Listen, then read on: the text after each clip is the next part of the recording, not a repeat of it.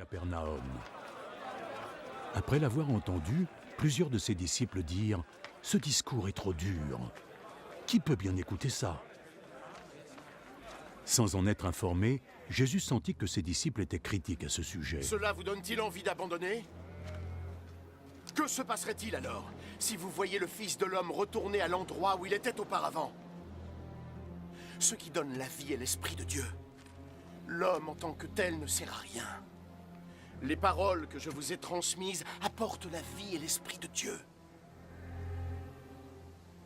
Mais il en est parmi vous qui ne croient pas. Depuis le tout début, Jésus savait qui étaient ceux qui ne croiraient pas et qui était celui qui le trahirait. Voilà la raison pour laquelle je vous ai dit que personne ne peut venir à moi si le Père ne leur en a pas donné la possibilité. Dès lors, plusieurs de ses disciples se retirèrent et ils ne l'accompagnèrent plus.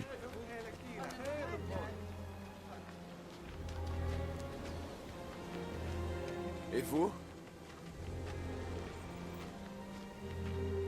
Vous ne voulez pas partir aussi? Seigneur, et vers où irions-nous? Tu as les paroles qui donnent la vie éternelle. Et désormais, nous croyons et nous savons que tu es le seul et l'unique, l'envoyé de Dieu.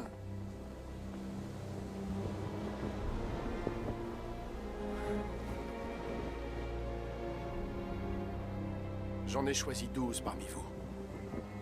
Et pourtant, l'un d'entre vous est un démon. Il parlait ainsi de Judas, le fils de Simon Iscariote.